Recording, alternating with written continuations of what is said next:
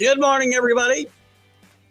Keith Engle here for TGI Sports Talk's Sunday stream of consciousness. It's great to have every one of you aboard. We welcome everybody watching today on Facebook, where you only may be watching me on my personal page because, once again, Facebook strikes and will not allow me to share it to my own TGI Sports Talk page. It's just freaking ridiculous. I don't understand, and I get pissed, but I'm sorry. But all you watching on Twitter and YouTube, I'm ready to throw Facebook right off the whole platform, quite frankly. We're going to try once again to get this show going live while I'm doing this. So now I'm just going to leave it. Screw it. Let me go in here and I can share it, I guess, this way.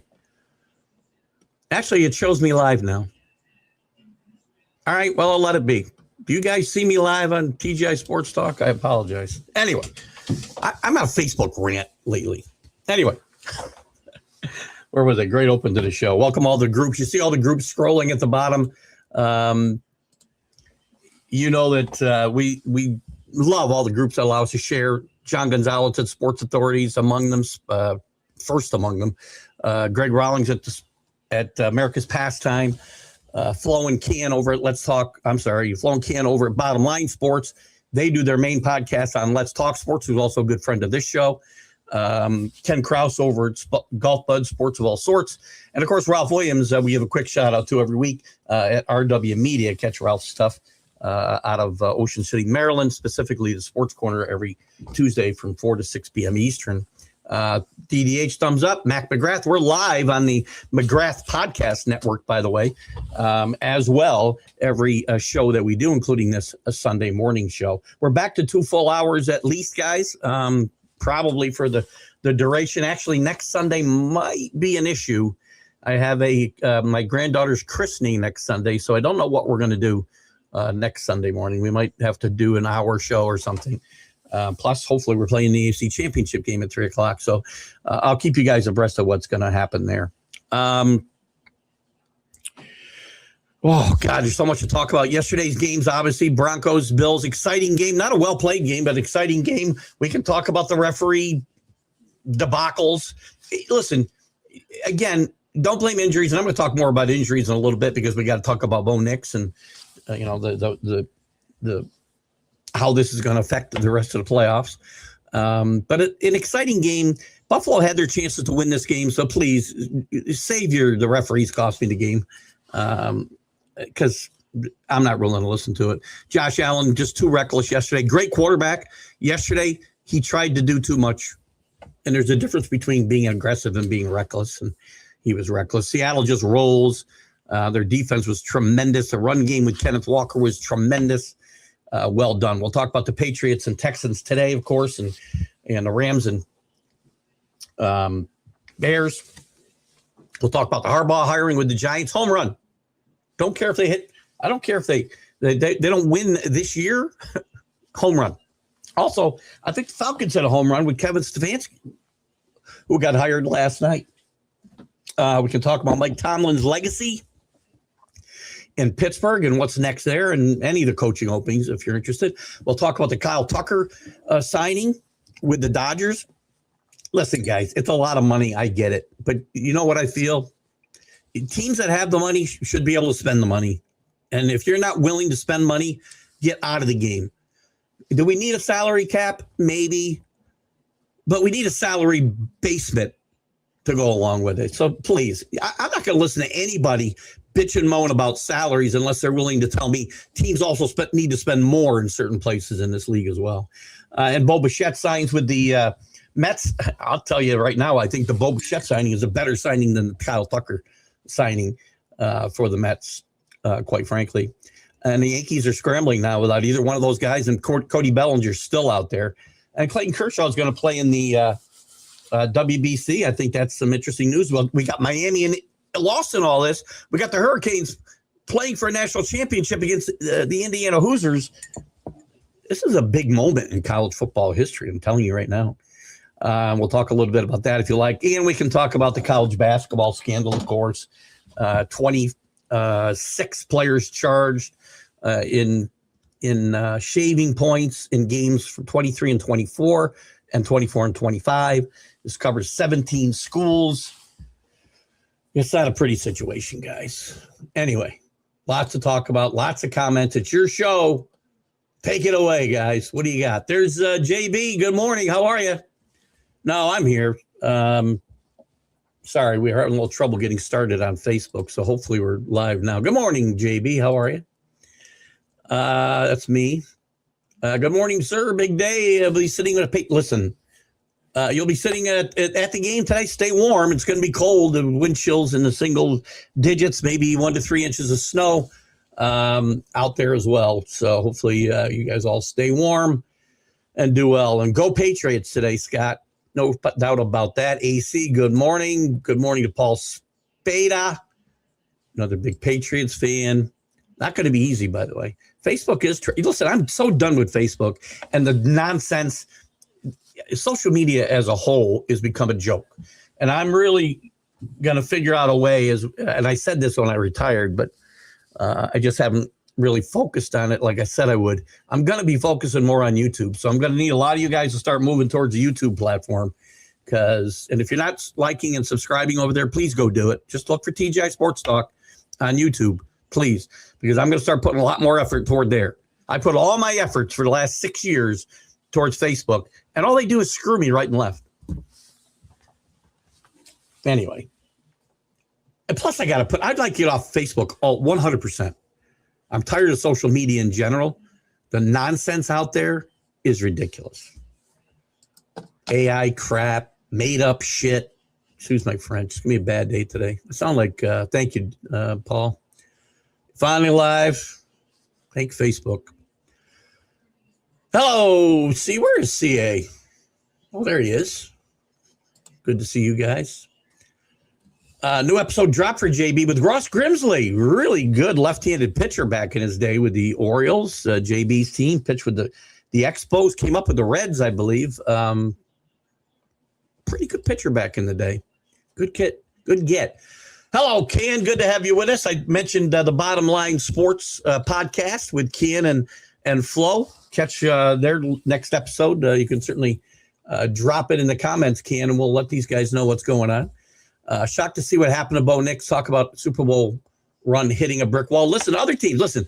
And I said this, and I know Danny's here. And in our chat yesterday, we had a discussion. I do talk about injuries. And I don't think injuries are an excuse for losing. I don't think calls are an excuse for losing. That doesn't mean injuries don't matter. They do matter. Other teams have overcome injuries. Maybe not at this late stage. Let's remember, the Giants won when Phil Simms got hurt and Scott Brunner took over. The Dolphins won 11 straight games in 1972 with Bob Greasy on the bench when they went undefeated. I believe it was 11 straight. There's been other instances, too, where quarterbacks have come in and had to step in. Part of winning is planning, right? You have to plan, you have to scheme, and you have to figure out a way to win with Jarrett Stidham. I don't think they can. But it's not an excuse to lose. It's a reason that you lose. Okay? Don't use it as an excuse. These guys are there getting paid for a reason. Their job is to step in when somebody gets hurt. If Drake May goes down, Joshua Dobbs is going to need to step up. Hope to God that doesn't happen. You will never hear me blame referees or injuries why I win or I lose. Bills fans, don't blame the referees yesterday. Some iffy calls. Both those interference calls in overtime were interference calls. Sorry. The catch, I don't think it's indisputable that he caught the ball. Why they don't replay it, I have no idea. They do the quick look, and that's all they did. It makes no sense. I don't think they would have overturned that on replay, quite frankly. But listen, the Bills had a chance to get the ball in the end zone with 4 minutes left in the game, and they had to settle for a field goal. They're inside the 10 or at the 10, close to it. You know, if they put the ball in there and get to a 2-point conversion, which I guarantee they would have gone for 2 there, the game's over. But they don't capitalize. If you don't execute, you don't win. Tough day for the Bills yesterday. It was a fun, exciting game, not a well-played game, please. So this will be a big injury. This will be a big stumbling block for the Broncos. But this is why Sean Payton gets all the money. Figure out a scheme to work around the fact that your backup quarterback, who hasn't thrown a ball in a regular season game in three years, is going to do. Pats and Rams today. I am on the Pats and the Bears today, Ken, myself. I'll be betting both those games. The Patriots are, see if I have an email yet. You know, it's funny. Maybe I shouldn't go by my phone anymore about whether I'm live or not, because they were. My phone wasn't showing me live on Facebook, but my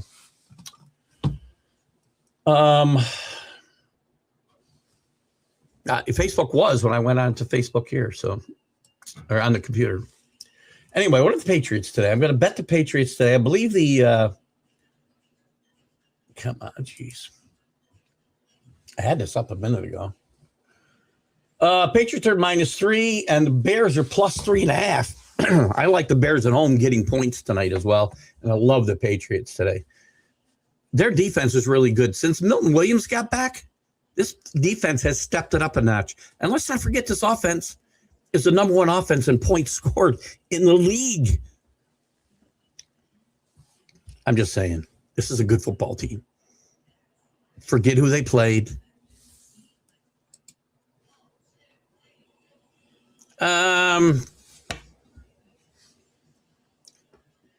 I don't know. I'm not a big. I think they got beat. I don't think they choked. I think they got beat. You know, Josh Allen had not, and we say again, and let's not put this all on Josh Allen, but Josh Allen had his worst playoff game ever, by the way. I mean, and Josh Allen's 0-6, I think, in overtime in his career. But Josh Allen picked the worst time. Josh Allen had never turned the ball over in a postseason ever. And yesterday was just a bad day for Josh and the Bills overall. I mean, they turned the ball over 5 times, which is another reason. Do not blame the referees, please. You turned the ball over 5 times. There's a stat that they ran down yesterday, and I verified today. In the playoffs, when teams are -3 or worse in turnovers, they're 1-86 now after yesterday's game. You're not going to win. Turn the ball over. They turned the ball over 5 times. The PI call at the end. You think that last call was terrible? He tackled him.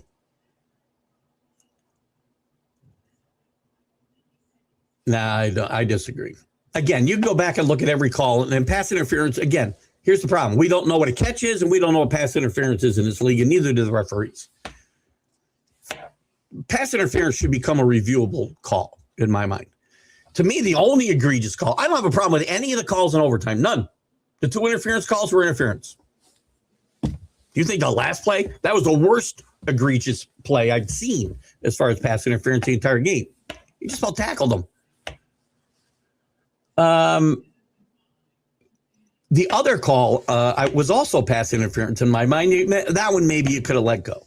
But there was also a roughing the passer on that play, so it still would have been a first down, a 15-yard advancement. So not as big a deal. The catch, to me, it's not indisputable that he caught that ball. I don't think it would have got overturned on replay. They should have gone to replay. The most egregious call I saw the whole game, I think, was in the fourth quarter. Don't hold me to that. And it was a non-call in the end zone on Cooks, where the Denver defensive back hooked him in the end zone. Then the ball ends up overthrown because he can't get his left arm up. That's pass interference. Anytime you have your hands on hooking the guy, it's pass interference. The refs didn't bail out Denver. Let's just stop. That narrative is wrong 100%. You don't turn the ball over 5 times. I'm telling you again, I'm going to say this. Buffalo lost that game. The referees didn't bail out Denver. It's that simple. -4 in turnovers. You had a chance with 4 minutes left to end the game with a touchdown. You settle for a field goal. You run the ball into the line on first down every single time in overtime in the fourth quarter. Put your quarterback in a hole. Please stop. Now, so you kind of qualified a little, Lacey, with not screwing Buffalo, but they did bail out Denver. I don't know how the two things are not necessarily mutually exclusive. I like Miami a lot tomorrow. I got a bet. I could theoretically still win. I have a futures bet on the Patriots, which is going to pay nicely, and one on the Hurricanes, which will pay nicely as well. So we're going to play for a little bit of money. While I'll still be here for one more day or one more week after the college championship game, but I'll be on a cruise for the Super Bowl for about the 10th year in a row. Good morning, Rick Sherlock. How are you? Chris F. Grave. Only gripe with MLB Stars that ballpark revenue helps pay them. The more they make, the more it's capitalism. I don't know what to say. I mean, these clubs are in business to make money. Don't go. If people stop showing up, then they have to stop paying. So, again, I get it. The cost has gotten prohibitive, Chris, but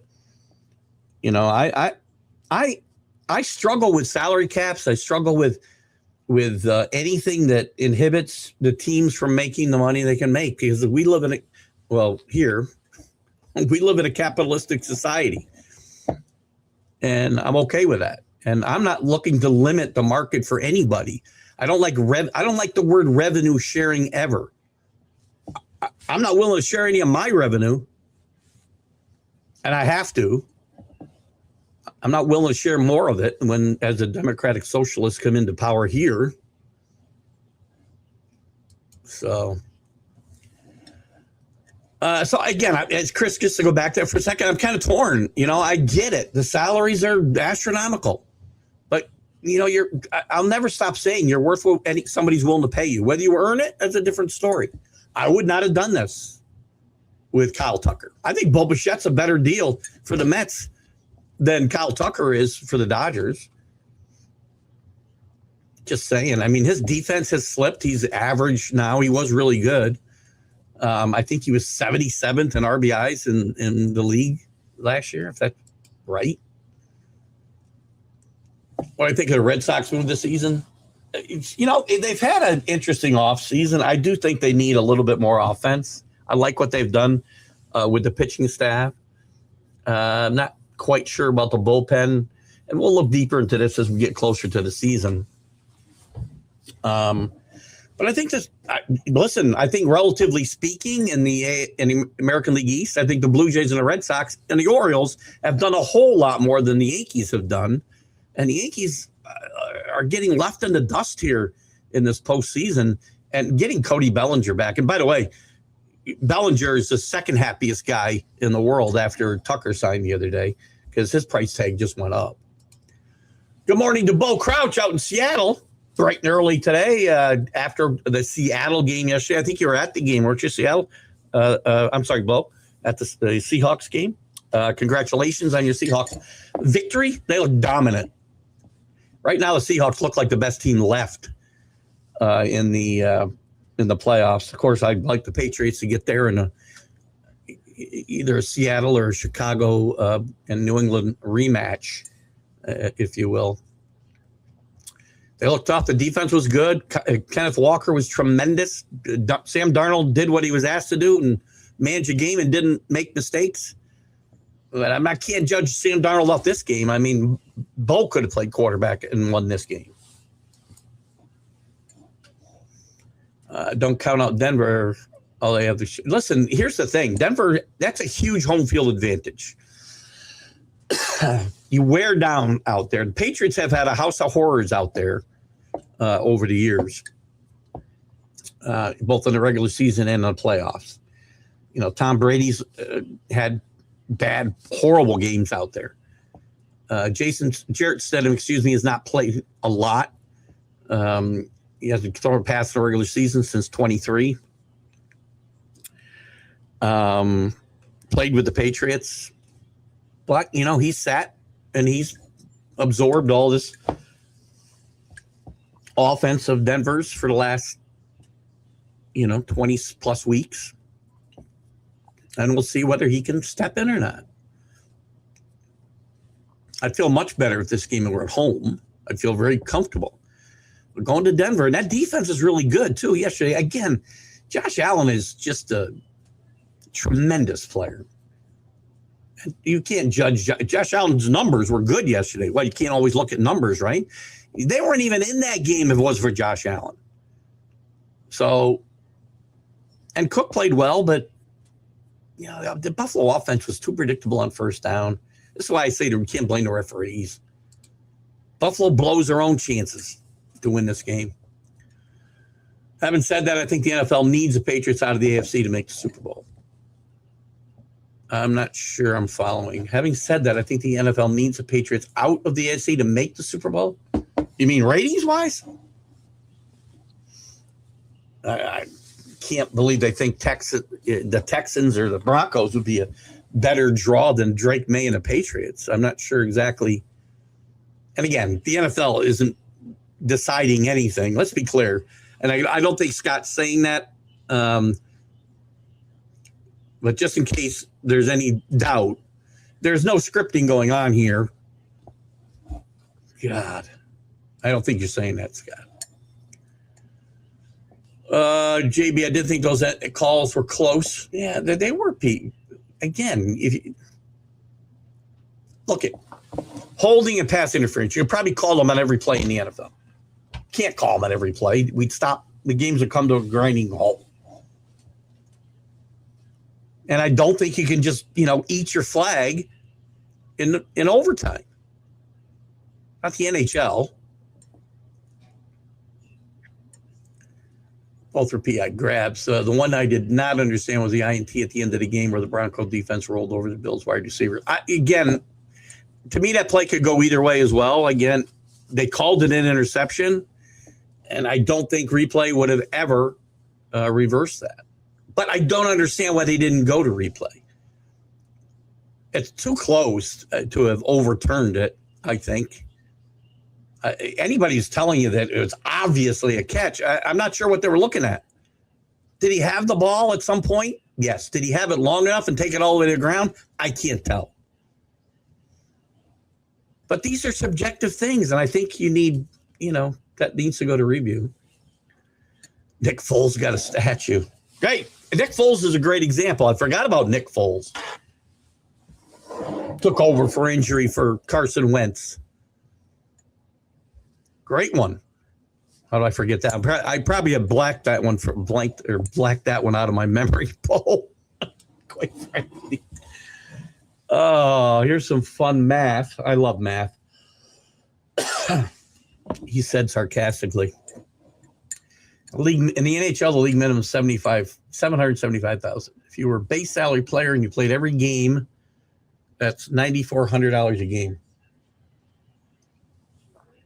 Works out to $157 per minute.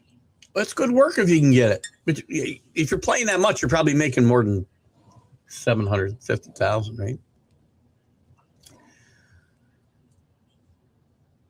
Robert Butler's with us. They were bad calls, but the Bills had 5 turnovers. That's what I said. I mean, again, both things can be true. I'll even give you there were bad calls. I'll give it to you. To me, again, the most egregious one was, and nobody's even talking about it, is a penalty that wasn't called in the end zone, I think in the fourth quarter. The Denver defensive back, Cooks, didn't let him get his hand up. It would have been a touchdown. But even if I give you that those are pass interference calls, the Bills weren't screwed. And Denver wasn't bailed out. The Bills didn't finish the job. They had chances in overtime. They had chances in the fourth quarter.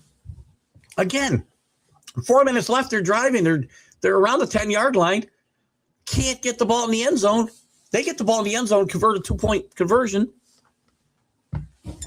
Game's over. Win it. Go win it. Don't sit there and lose and then look for reasons that you excuses why you lost. Oops. You have to survive the ground. It popped out like I agree, Bo. I seem to be in a minority, or we seem to be in a minority today. I mean, earlier today on the Big Football Show, I mean, those guys all seemed to be convinced he caught the ball and that it would have been overturned if they went to review. Now, again, I agree with you, Bo, but my biggest problem is why no review? A play that close, you got to look at it. You know, and the teams can't throw a flag in overtime. Maybe that rule needs to change. But again, Jack talked about changing the rules of what a catch is, or we don't know what a catch is now. Bo's right. You have to survive the ground. I saw something other people said he survived the ground. So, I don't know. Pats are 3-point favorite. I love the Pats today.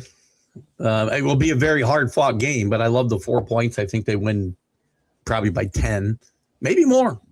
This Houston offense is not good, by the way, guys. There's no running game here. Again, comparisons to the Ravens in 2001, I keep hearing with this Texans defense. Really good, by the way. Not just that pass rush, which is downright scary, but the defensive backs are good. Derek Stingley Jr. is one of the best defensive backs in the league. Grandson of Daryl Stingley, by the way. Great wide receiver with the Patriots back in the 70s. Paralyzed, put in a wheelchair by Jack Tatum. Fun story. In college at LSU, Derek Stingley Jr. wore his grandfather's Patriot jersey, number 84, under his LSU jersey every game. Pretty cool story. With that said, this is a scary defense. Their offense is not good. The Patriots defense is no slouch, and they played really, really well since Milton Williams has come back here 3 weeks ago. Milton Williams was a huge factor in that Patriot defense last week against the Chargers, which just beat the crap out of Herbert. Now, Drake May got beat up too, by the way. And again, one of the things that I love about Drake May, and as I say this, please, I'm not comparing Drake May to Tom Brady. Not even a little. But one of the things Tom Brady used to be able to do, and great quarterbacks can do, is play really badly for 3/4 of the game, let's say, and then find a way to beat you in the fourth quarter. And Tom Brady really did that well. He didn't have a lot of bad games, but he had a lot of games where he struggled, and the Patriot offense struggled, and they found a way. Look at the Falcons game. They were terrible for 3.5 quarters. And they found a way to win in the Super Bowl. Drake May found that magic last week. Again, not comparing him to Tom Brady. But good quarterbacks need great quarterbacks. Find a way to get it done, like a pitcher who doesn't have his best stuff and finds a way to go out and get batters out. He's got to be careful today, though. He did still turn the ball over twice last week. It's going to that pocket's going to collapse. but I think his escapability will help him. Just don't try to do too much. There are times you need to eat the football. Texans and Bears for JB. I'll take the Patriots and Bears. I like the Bears a lot. You know, we talked about Sam Darnold. And again, one of my things with Sam Darnold last night and all of last year, Sam Darnold can be really, really good when you're not asking him to carry you on his back. When you're doing a lot of other things really well. When you ask him to go out and win a football game, I'm not sure he's bringing you back from 3 touchdowns down. Caleb Williams did that and has done it a couple times this year, and he did it in the playoffs last week. Don't count them out. The weather's going to be the weather's influenced you towards the Bears, Frank, I assume is what you're saying. And me too. That's part of why I like them. I think Matthew Stafford is, I don't know, Scott, you probably got the stat out there somewhere. Matthew Stafford outdoors in cold weather is not good. And it's going to be single digits, I believe, in Chicago tonight. And I don't know about the wind.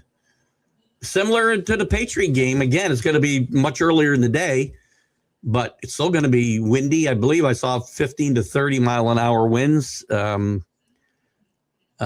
single digit wind chill, and some snow potential.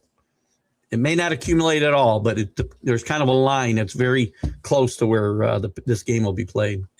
So I kind of agree with that Bears game, Frank, and you might have the number yourself. It's like, 111 or something. I don't know.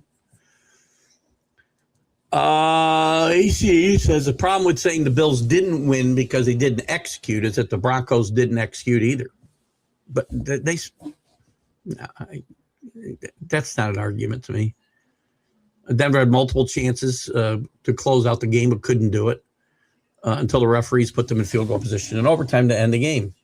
Neither team executed, and the referees called pass interference on one team and not the other. And that made the difference. Fair. You want to say that? I'll give it to you. Fine. You can have that opinion. I'm never going to have it. I'm never going to use it as a defense for my team ever. You've never heard me use injuries or referees, bad calls. That doesn't mean bad calls don't happen. Doesn't mean they don't affect the game. And if you want to lay it out that in a total vacuum, AC, then yeah, that call influenced the game because they put them in field goal position. Fair. I'm not just going to ignore the Bills could have ended the game in regulation with 4 minutes left by scoring a touchdown, getting a 2-point conversion, making a 2-score game, and the game is over. And they turned the ball over 5 times. 5 times. Not once. 5 times. 1 in 86 with a -3 or worse turnover ratio. Danny says, I've liked the Rams in the AFC West since week 4. I like the West too, and I think the Seahawks are the best team. And said the Seahawks have it going on all cylinders. Just your opinion. I agree. I think the Seahawks will represent the NFC. After last night's debacle, and listen, the 49ers, again, some people will bring up injuries. They do matter, right? I told Danny yesterday, I've never said injuries don't matter. They do matter. But you have to find a way to get around them. At some point, I guess you can't. They found a way around their injuries last week and beat the Eagles on the road. When you run into a better team who's going to throw up a defensive effort that doesn't allow you to overcome those injuries, well, then you lose. It's a reason. It's not an excuse. Never going to let people excuse away, you didn't overcome the injuries, so that's the reason that you lost. Maybe it's, maybe I'm, it's a matter of the way I'm saying it compared to the way somebody else might say it. But you can't blame injury. Everybody's got injuries.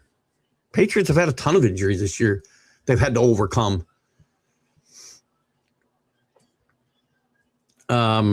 But anyway, they just dismantled the 49ers last night.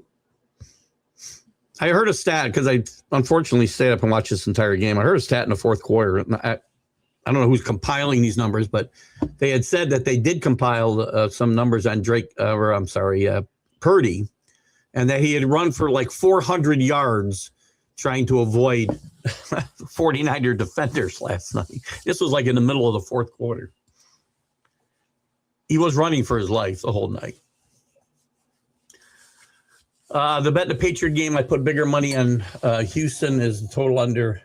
Houston team total under 18.5. That's probably a good bet. Patriot defense has been really good. And this Houston offense is not good. Nico Collins is out. Gonzalez is in for the Patriots. That's huge for the Patriot defense and the pass defense specifically, obviously. Houston's going to have trouble moving the football. They don't run the ball well. It was the fourth quarter, right? That's what I thought. Thank you, Danny. And that's the worst call of the game. To me, you can bring up all the pass interferences that got called. And by the way,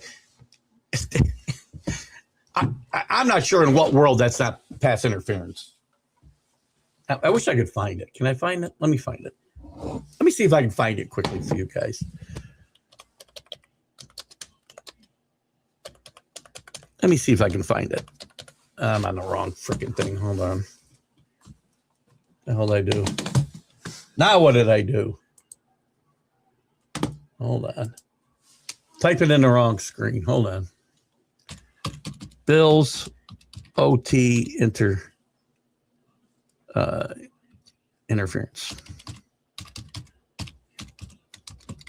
hate it when I have a probably not going to find it. I want to find it quick. Somebody can find me the clip of that pass interference. You can send it to me on Facebook and I'll put it up.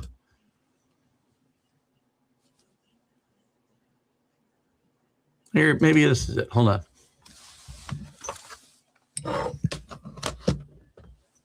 I don't think that's it. Which one is this?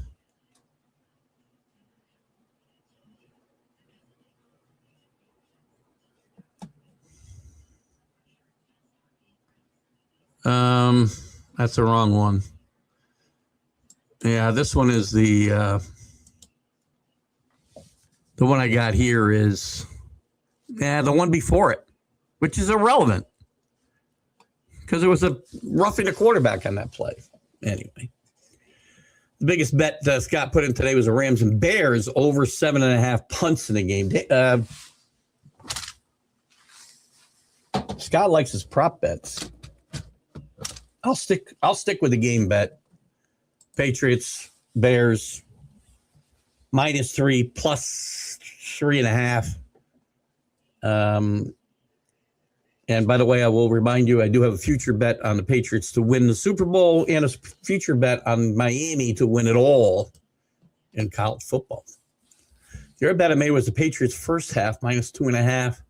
They're 17-1 in the first half. Good call.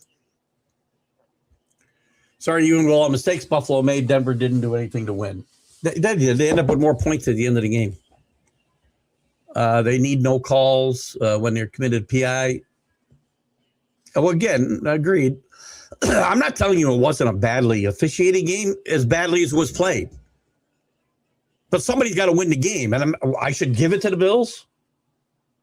I mean, your argument doesn't make a lot of sense. Denver turned the ball over once. Bills turned it over 5 times. They gave Denver a short field a lot. I don't think the Bills defense played all that bad yesterday for having given up 33 points.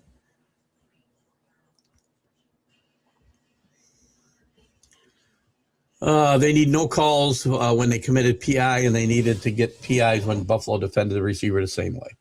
I'm not going to tell you that I told you already that the most egregious call was a no call on Cooks in the end zone. You're never going to convince me that last play wasn't pass interference. There's nothing you can do to tell me. And if you've got a clip of that, send it to me in a private chat on Facebook, and I'll put it up. and you'll see he's tackling the guy. When referees force a team's defense to defend differently, it's all because of the refs. Fair enough. We'll just agree to disagree, AC, because, again, I am not ever going to blame referees. Now, hold on. Let me go back. With all that said, again, I've said refereeing is bad. It's atrocious. It's atrocious. And it's a reason that teams lose games.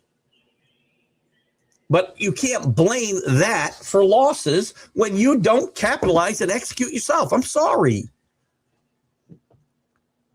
You can't, the defense of saying, well, the Bills didn't execute, but Denver didn't deserve to win either because they didn't execute, doesn't hold water with me. The Bills played recklessly. It was an exciting game, but it was an ugly, badly played football game on a lot of levels, including the referees.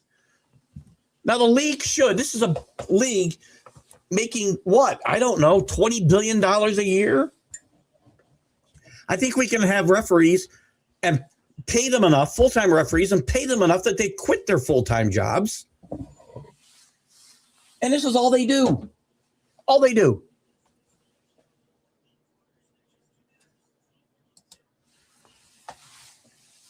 Seahawks, yeah. Wouldn't it be funny if it came down to, the ball on the 2-yard line at the end of the game?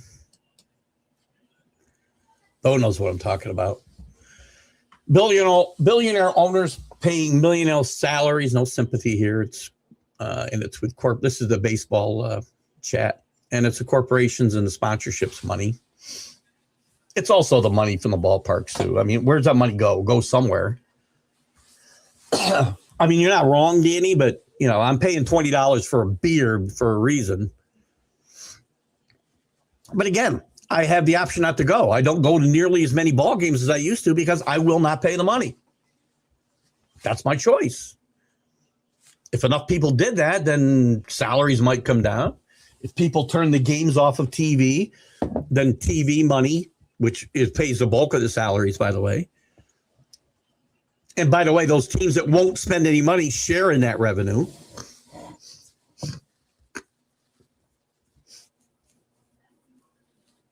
Yeah, I have a big problem with revenue sharing. I really do. The Dodgers, the Yankees, the Mets get huge luxury tax penalties that have to be paid out to the Pirates and the Royals and the Rockies. What are they doing to get better? Pocketing millions, tens of millions of dollars, these teams put in their pocket. If you don't have the money to compete, then you should not be allowed to own a team. End of story. Plenty of people with money. Vrabel would be wise to win today and get out of Denver on Tuesday and practice there all week with the altitude. I agree. This is not a place you go and show up on Friday to play Sunday. Get out there and spend the week. I agree 100%, Scott. Great call. I didn't think you were scripting. So you do think then that you think Broncos or the Texans are better for ratings and for marketability than the Patriots? I'm surprised to hear that from you, Scott. Really am. Brad Johnson won a Super Bowl for Tampa Bay. He wasn't a backup, though. He played all year, to be fair. And had a pretty good season that year and had a pretty good Super Bowl, as I remember. But again, these are quarterbacks that are not first-round picks. We've also had that discussion, right?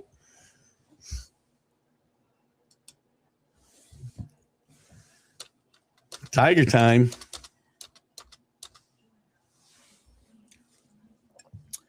Tiger turned 50 He's turning his attention to helping the youth of today with studies of the arts, science, technologies, and more. Well, kudos to you, Tiger. He's just a wonderful human being, Tiger Woods. I'm glad he's finally straightened out his life. So I guess he won't be driving his car 180 miles an hour anymore, or backing his truck into the ditch outside his driveway, or any number of other things. I'm just glad Buffalo is out of the way. Anytime that the Yanks, Bills, or any of your team is out of contention is okay with me. Well, you're just a hater, Paul. Now, me, again, being a Patriot fan, not a New York fan. I'm a Yankee fan. I'm not a homer in that way. There's only one team that plays here in New York, and that's Buffalo, by the way. I would rather have seen Buffalo win because I get a home game against what would have been an inferior team in my mind. I'm pretty sure Denver's better because of the defense. I think the quarterbacks are fairly equal. The running game for Buffalo is obviously better. But I'd much rather play that game in Foxborough than in Mile High, where it's been a house of horrors over the years. And I'm going back to the 80s. I go back to the year after they went to the Super Bowl in 86. They played a divisional round game out in Denver and led most of the game and folded in the fourth quarter because they weren't prepared for the altitude. They were gassed. Again, not an excuse. They didn't prepare correctly, which is why Scott's right. Get out there on Tuesday after they win today. But that's fine. We're happy to see Buffalo out. AC, the Cook's no call is why I'm so mad about Denver getting calls. I see. Fire. That's fair. Just because Buffalo didn't finish doesn't mean Denver did. Again, they're ahead on the scoreboard, and it's not just because of the referees. I don't know about getting blown out. How do you figure they get blown out? First of all, 3 of the calls we talked about are in overtime. So if they got the touchdown, they would have probably won the game by whatever. A touchdown. I don't know what the score was at the time. And maybe Buffalo scored on that. I don't even remember if Buffalo scored on that drive or not, so it'd be irrelevant. But I don't think it's not a blowout regardless. Woody Mark's rushing yards prop is 54.5. There's no way he gets 50 yards rushing with Milton Williams there. I agree.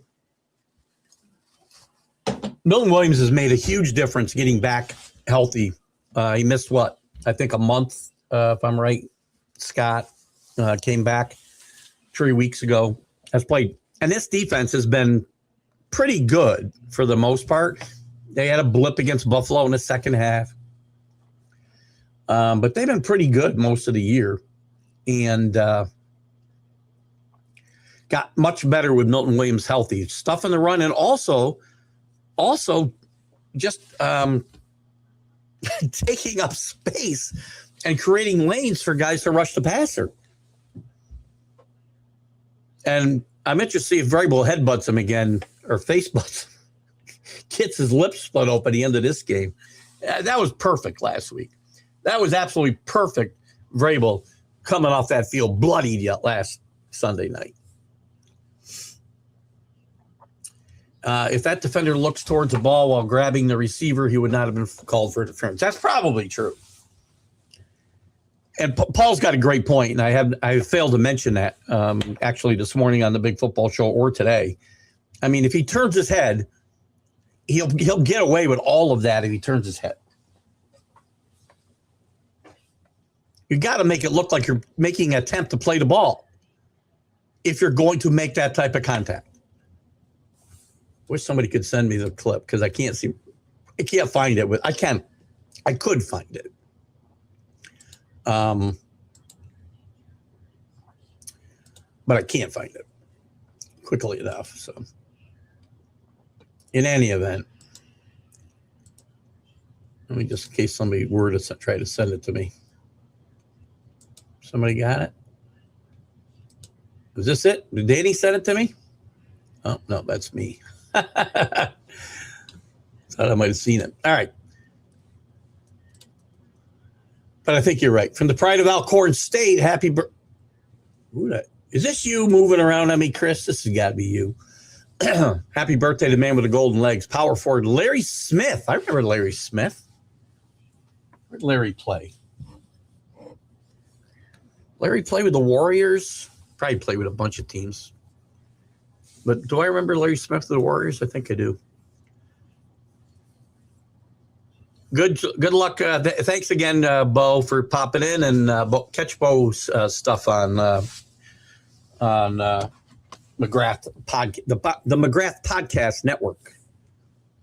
You can see the logo up here. Paul, is that what the Broncos defender did on the hook no call in the fourth quarter? Just that? No, he didn't. The officiating is very inconsistent and terrible. I'm not arguing that fact even a little bit. My only point is, if you're blaming referees, then you're just hunting for excuses to cover up your own mediocrity. Because, again, you can't just look at certain plays. You can't just look at plays in a vacuum and just eliminate all the rest of the game and say, if this didn't happen. Again, let's assume for a second at the end of the half, and I didn't get a chance to get this out on the Big Football Show. James had made a comment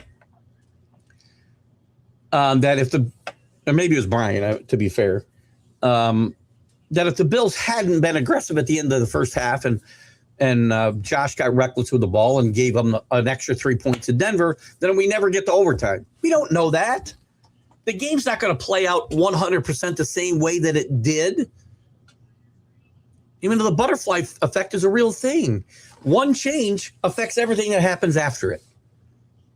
So, again, if they don't turn the ball over, then they don't play. The plays don't unfold. Not every play unfolds exactly the same way it did the second half and into overtime.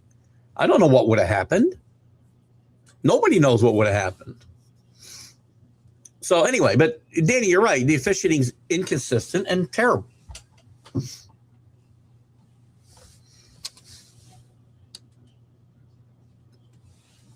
Not an excuse for losing when it goes both ways. You can pick and choose. It's easy to pick and choose and say, we lost because of this right here. You lost because you turned the ball over 5 times. And the Bills played a perfectly clean game and executed and got that touchdown with 4 minutes left and gone up 2 scores, and somehow the Broncos came back and won because of egregious calls, I might be able to say, well, sometimes I'm wrong and my theory's not right. But you're never going to get me to say, yes, they lost because of that when they turned the ball over 5 freaking times.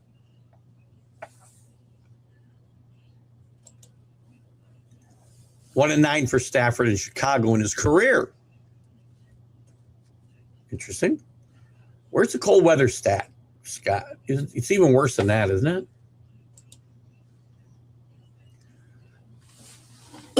Let me see. Let's see if I can find it.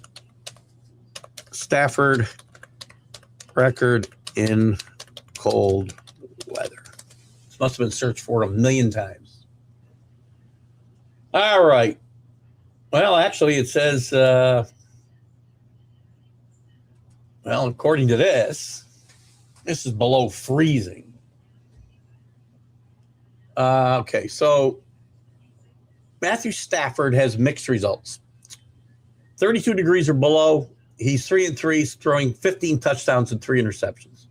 But he struggles more with both cold and inclement conditions, rain or snow, which I don't know is predicted for Chicago tonight. I don't think it is.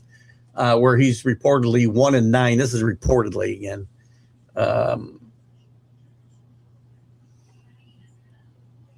So his record under 40 degrees, 7 and 11. Cold and inclement, 1-9. Overall outdoors, 36-43. Overall outdoors.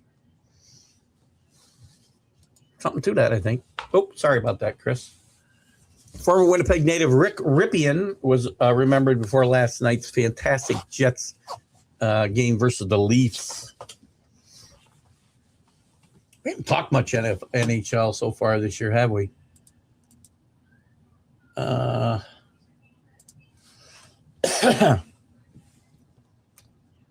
the Jets doing? We'll start talking a little bit of NHL. We got to probably get our boy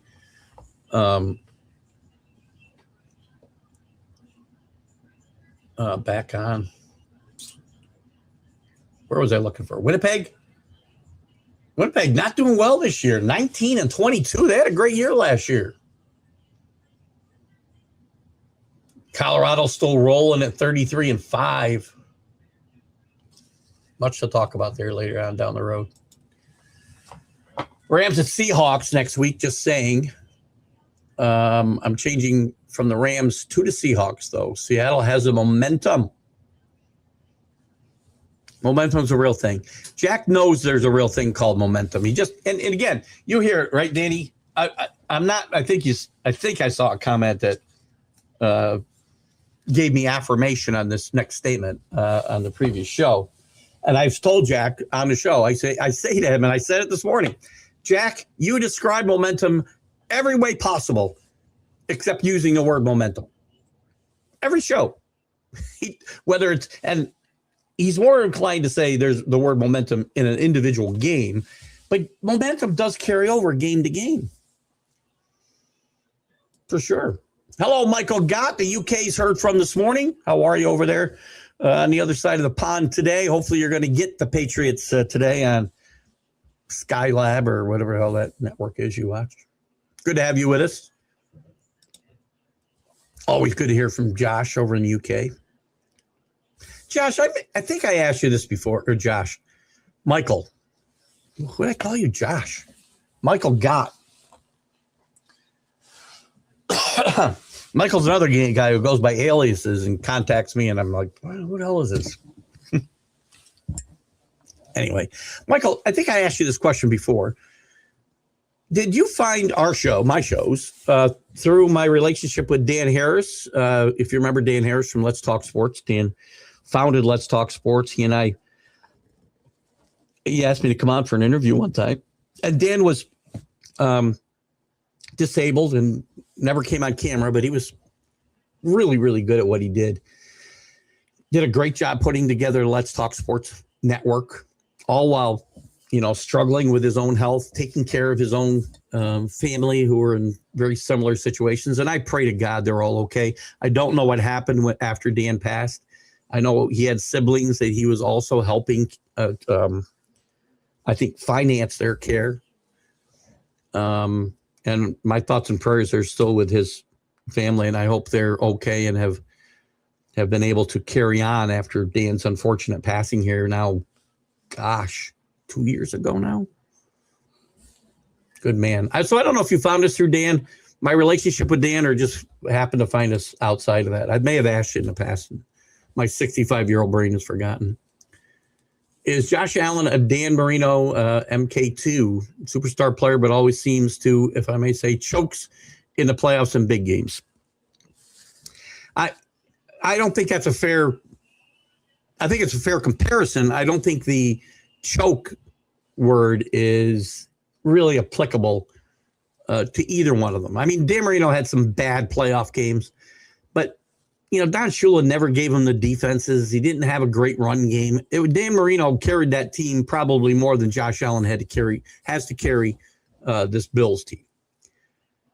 Josh Allen, before yesterday's game, had never turned the ball over in the playoffs ever. Not once.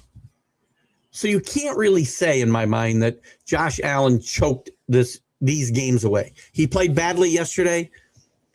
There's a fine line between aggressive and reckless, and he was a bit reckless yesterday. And I think his own success with aggressiveness is sometimes his worst enemy.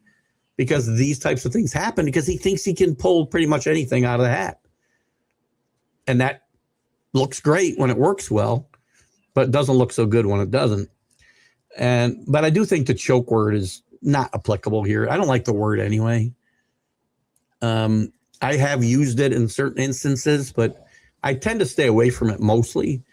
I'm sure you guys somebody's going to find one to call me out on, but I don't feel like they choked this game away. I don't think Dan Marino necessarily choked away a lot of playoff games. I think Dan Marino, up until Josh Allen, is the best quarterback never to win a Super Bowl. And I think Josh Allen is damn close to that level. Houston offensive isn't great, but the defense will get them extra possessions with 3 and outs and maybe turnovers. Pats still win 30-27. That's a pretty high number, AC. I think the Patriots win this. I think it's going to be similar to last week. Don't turn the ball over. The Patriots can't turn the ball over. I see a similar score to last week. 16-3 was a score against the Chargers. I could see 16-6, 16-10. I could even see 20-13. I think the Patriots win by 6-7 points.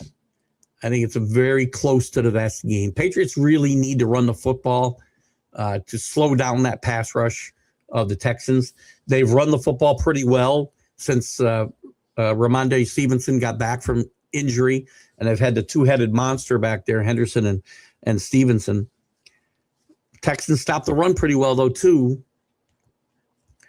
And I think the key to this game is going to be, again, run the football. This isn't rocket science. And by the way, don't forget, we keep talking about the Houston defense.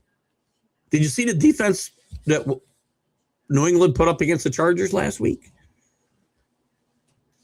Every bit as good as the Texans last week. Take away the touchdowns. 2 defensive touchdowns. Don't forget how that 30 points that Houston scored last week. And C.J. Stroud was terrible last week. C.J. Stroud doesn't play well on the road in the playoffs. I do expect a close game. On the same subject, Michael, again, is Kyle Shanahan and Marty Schottenheimer. I'm not sure what MK2 is. I'm going to say 2.0. Great coach, but always, I dare say, chokes in the big games. Again, I'm not a big fan of the word chokes. Marty Schottenheimer, again, you got to be a pretty good coach to win, 10, 12, 14 games every single year. And that's what Marty Schottenheimer did. And that's basically what Kyle Shanahan's done. Shanahan's got a step ahead of Schottenheimer as he's gotten to a Super Bowl at least, and Marty didn't. But if you were on a Marty Schottenheimer team or Marty coached your team, you would be in the hunt every year. And I think you just get snake bit at some point. I don't know. And maybe, and I say this, I've said it about Ohio State, right? And Ryan Day. And if the coach is tight, the team will play tight. But I don't feel like that's the issue with Kyle Shanahan. And I don't think it might have been more of a situation with Marty Schottenheimer as it went on and on and on. It's gone on longer. Went on longer than it did with so far with Shanahan, because Marty coached a long, long time.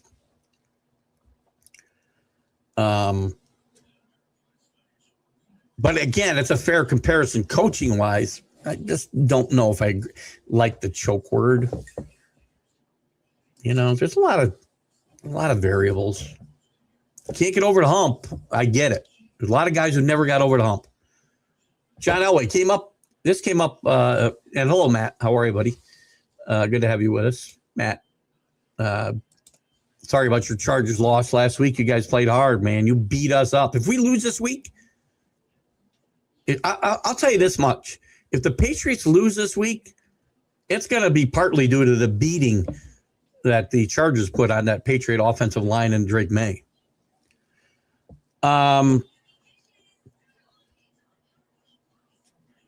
I wanted to add something here. I can't remember what it was now. Crap. Something came up. I was going to go refer back to something that came up on the Big Football Show this morning. To do with Shanahan, Schottenheimer, and the word choke. I don't know what it is. I'll come back. If it comes to me, I'll circle back. Fun stat from Chris. I asked myself, did Luis Gonzalez ever strike out 100 times in a season? I caved and looked it up. Once in his rookie season, he struck out 101 times and never again. You know, for Luis Gonzalez to only strike out once 100 times in his career, the way the game was being played from about the time he was coming into the major leagues to now, you know, where guys are striking out 200 times a year. That's pretty impressive, actually, to hit with some decent power numbers. He was a bit of an underrated player, Luis Gonzalez. I think a little bit of the cloud of the steroid era clouds a guy like Luis Gonzalez and makes you wonder if there was some help there as his career hit some really big heights off of, you know, he went from being a good to a great player pretty quick. He was a good player for a long time and became a great player kind of quickly.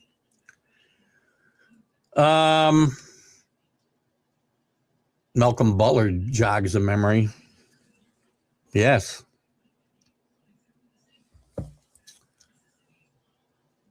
For two, you know, one good and one bad with Malcolm Butler, right, Scott? You know, funny thing is, I'll tell Bo this story, and I'm sure Scott's aware of it. I'll tell it one more time. You all know, but we're talking about Seattle. Bo had brought up the rematch of New England and the Patriots, and I talked about the game ending on the 2-yard line. And we all remember in 2016, was it the 2015 Super Bowl?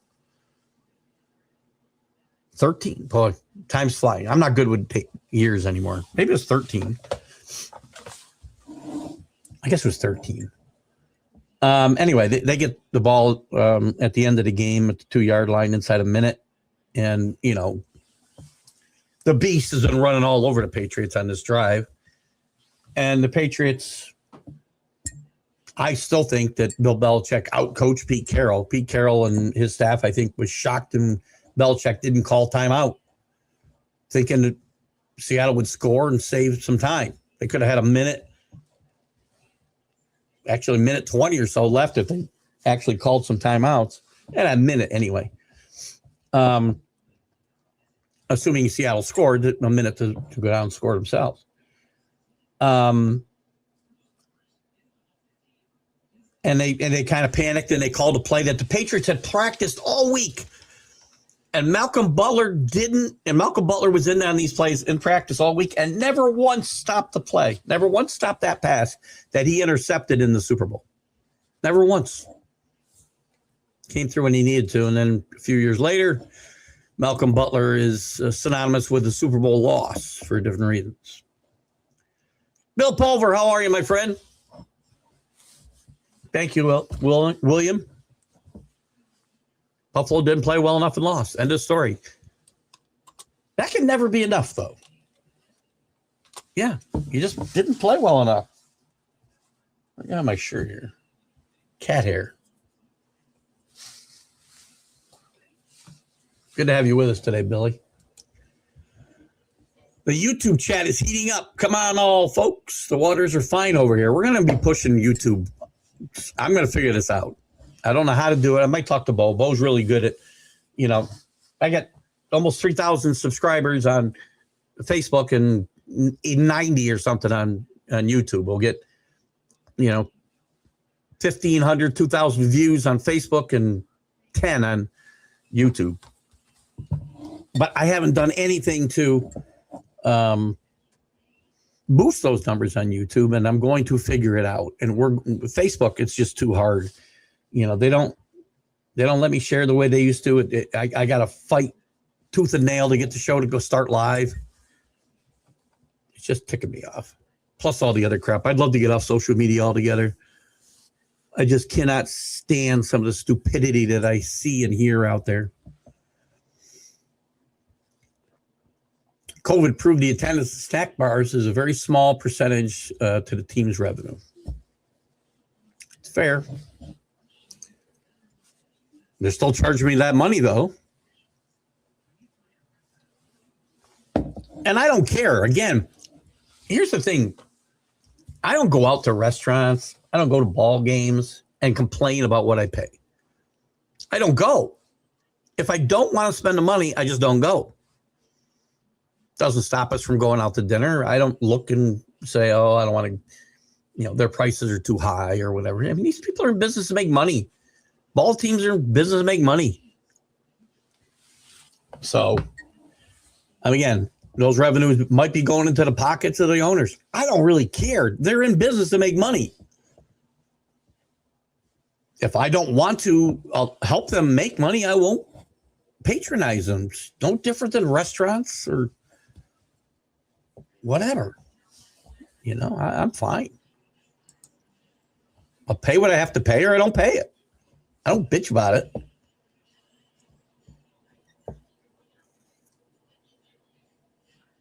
If the Pats win it all, not only what kind of kudos does Vrabel get year one in New England, but what kind of kudos does Kraft get for his vision to bring Vrabel back into the family?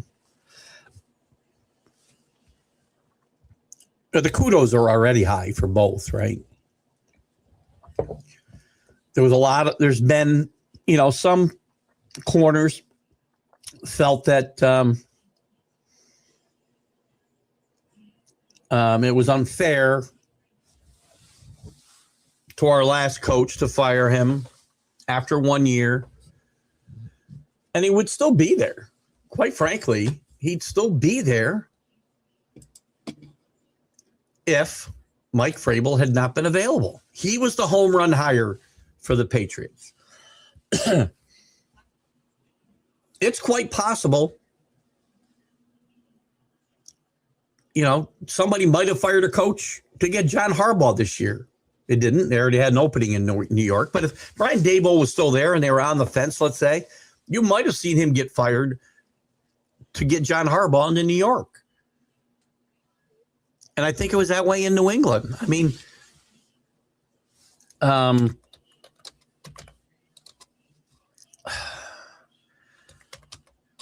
Vrabel has changed the entire culture here, or returned the entire culture. Gerard Mayo, you just watch a game and watch the sideline, the head coach and everybody else, and look at the way they comport themselves on the sideline compared to what we saw with Gerard Mayo last year. Gerard Mayo was a really good coach for the Patriots, not a head coach. And he probably wasn't ready. He got thrown into a situation he wasn't ready for. And he'd probably still be there if Vrabel wasn't available or it's signed somewhere else. Mike Vrabel did great things in Tennessee. People don't give him credit. Before he got there, the 2 years before that, they won like 5 games. They were like 27. The 2 years before he got there. And the first year he was there, he's in the playoffs, and then he's in the AFC Championship game with Ryan Tannehill as his quarterback. So this isn't like something that happened out of the blue.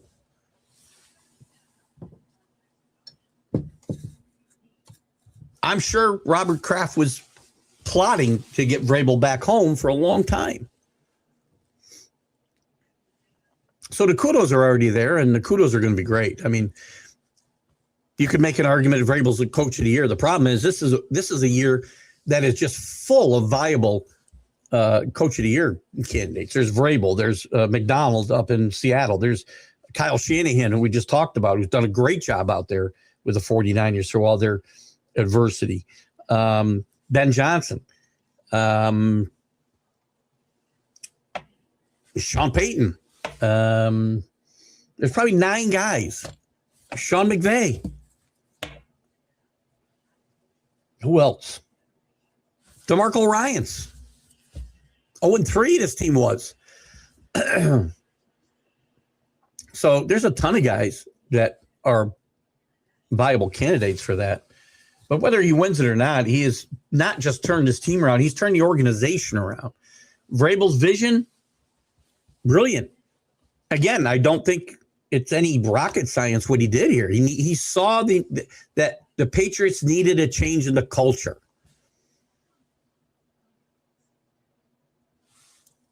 You know, I really think Gerard Mayo tried to just carry on the Bill Belichick kind of stoic persona, and it didn't work.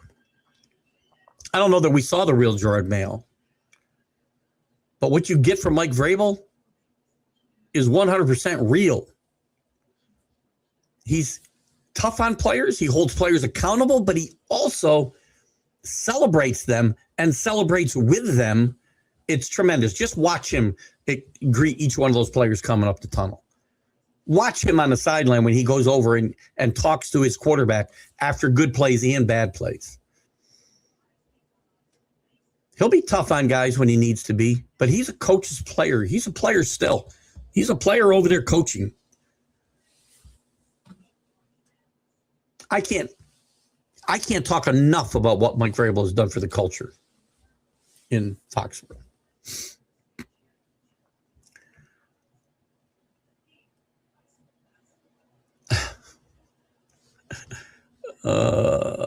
Still need a no call on Cooks and be given a field goal range, the same amount of pass interference. Okay. I mean, I get your point, AC.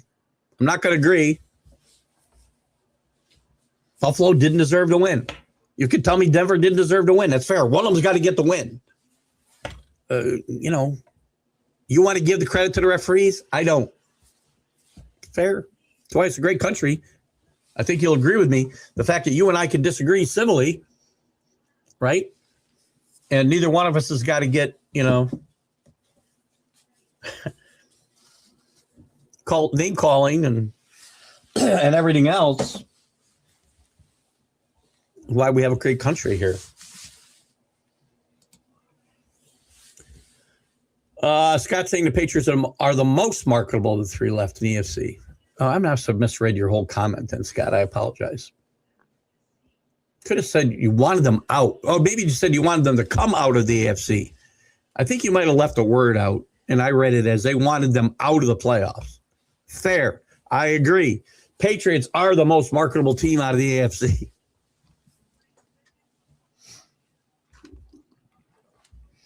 I don't know who they'd want to see come out of the NFC, quite frankly. I mean, you got a rematch with Seattle. You got a rematch with Chicago, really. 40 years in the making. Seattle was much more recent. But the Rams, again, that's L.A. Only way I'll go to a game in Anaheim, cheap. Well, there's a reason, right? Again, you get to sell your product for what it's worth. Just like a player can sell his talents, like Kyle Tucker. Listen, I'm not going to begrudge the guy making, what's he making, $60 million a year? If I can do my math, I'm probably doing it wrong. I'm not begrudging him that. You're worth whatever somebody's willing to pay you. The ticket to go see Anaheim is worth what people are willing to pay. And prices are set as such. And you can refuse to go. If Anaheim raises their prices because they stink, the Jets just raise their prices off a horrible year. If I'm a Jet fan, I might say, I'm not going to go pay that for that product. Right? I mean, you don't pay the same for a Cadillac as you pay for a freaking Volkswagen.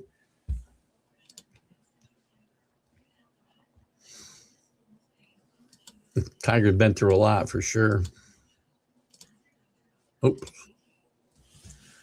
What did Tiger do? Is wrong? Cheat on his wife. He drank and drive. He drove on drugs. He flipped his car at about 120 miles an hour while under the influence of something. I'm not saying he's any worse than the NBA players, by the way. Yeah. I don't have respect for anybody who cheats on their wife. Right? I don't have respect for anybody that does that. I've never done that.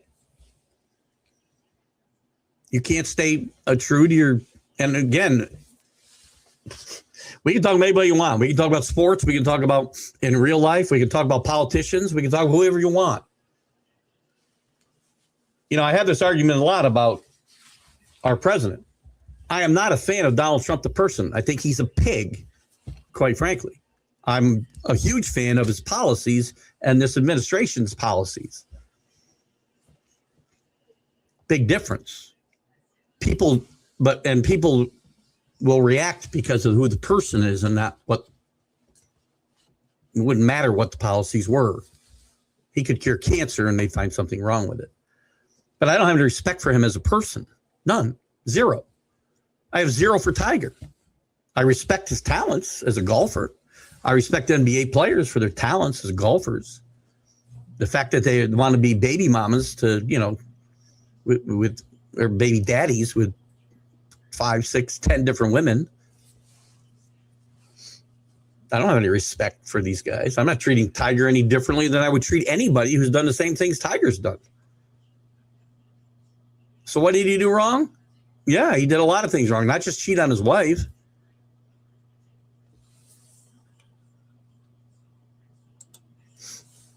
Whoever wins today, even playing in Mile High, will be favored with no Bo Nix. Jared Stidham is shaky at best. Listen, shaky probably doesn't describe it.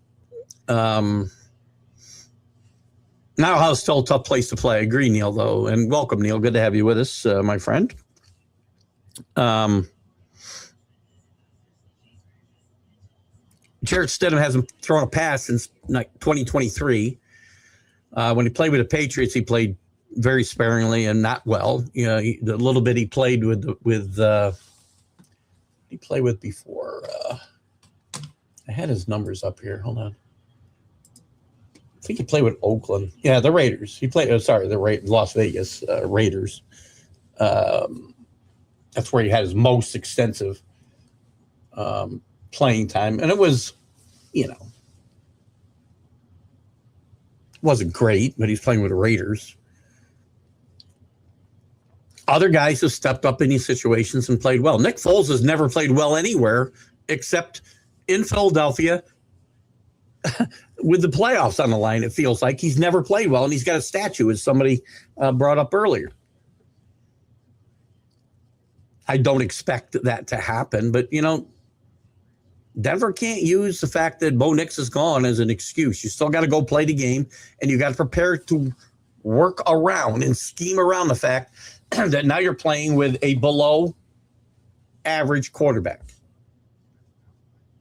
So shaky is probably being kind. But they'll still bring some defense. I don't expect anybody to go into Denver and blow that Bronco team out, whether Jared Stidham plays or, well, not. There is no not. He is going to play. But I agree, Neil. I think whoever goes out there will be favored. Denver was up 23-10. They had something to do. They had to do something to get up by 2 touchdowns. I don't disagree.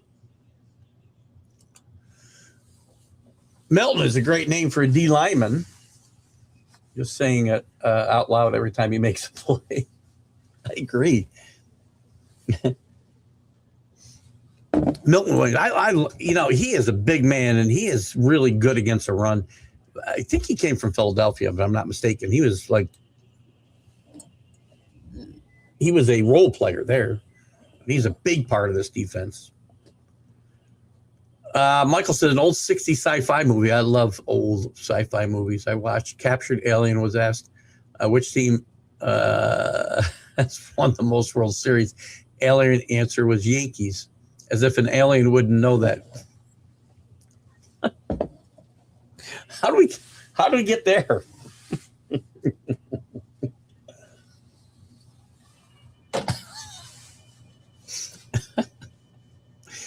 Oh, thanks for making me laugh there, Michael. Peyton did out Coach McDermott. I would agree. I think Sean Payton's a great coach. Some people hate on Sean Payton. I don't know why. I mean, he does carry himself, you know, as the smartest guy in the room a little bit, I guess. But I think Sean Payton's just a great coach. This is why I will not totally discount Denver's chances to win next week, Gerard Stidham notwithstanding. McDermott, I don't know. I'm not really sure. I'm going to blame the coach yesterday. I mean, the only place you can really question coach, and I don't, was at the end of the half, being aggressive. But again, if Josh doesn't try to be Superman, they keep those 3 points off the board. I'm okay, being aggressive and trying to get 3 yourself at the end of the half. Too many teams with 20, 30 seconds just kneel. They were going to get the ball back at the end of the half, so it could have. I mean, I think you can fairly say maybe they shouldn't have done that. I like the aggressiveness myself, but Peyton's a good coach. End of story. Here's the thing you got to remember too, AC, when there are penalties, the offensive scheme often has created those penalties because of they've designed a play the defense cannot stop. Now, again, you're going to argue there wasn't a penalty. That's fine. Just forget that for a second. When penalties do get called, it is often because you've created a play that they did not have the ability to stop without being penalized. So you got to give coaches and quarterbacks and whoever, the wide receivers who are executing, credit for creating that penalty in the first place. That's my own little thought. What time we got here? 10:32. I don't have to watch the clock as much. Next week, again, we're probably going to have a short show. I don't know what we're going to do.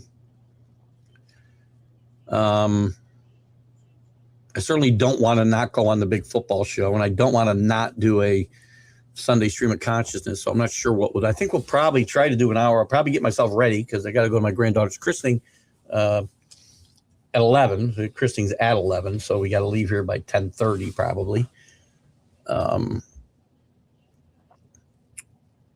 Maybe a little before. So I got to make sure I'm ready, and off we go. I told my wife I am out of that restaurant where we're having the little brunch afterwards. I'm out of there at 2:40. Gives me just enough time to get home for the start of the AFC Championship game. Danny says he always told his team don't allow a game to be close enough that an official's call makes a difference.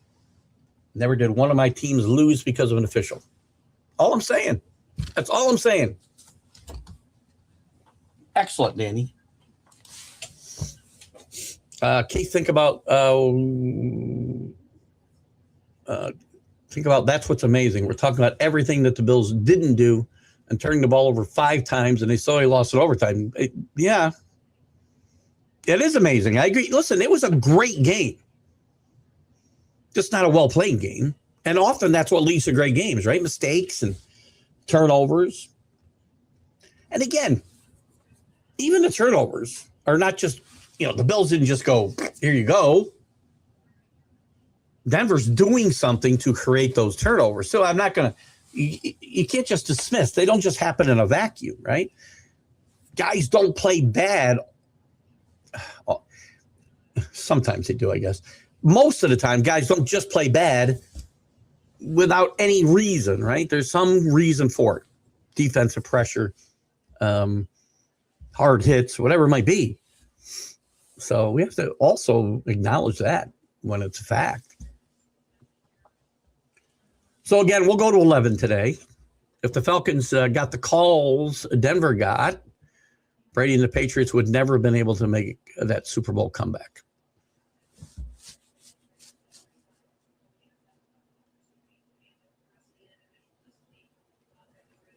Well, there were no calls to be made in that game. Again, the Falcons didn't create any plays that could have been called for penalties, first of all, number one. And if Ian had different equipment, she'd be my uncle. So I don't get the point. I really don't. Again, this could be a backhand slap at the Patriots there. I'm not sure.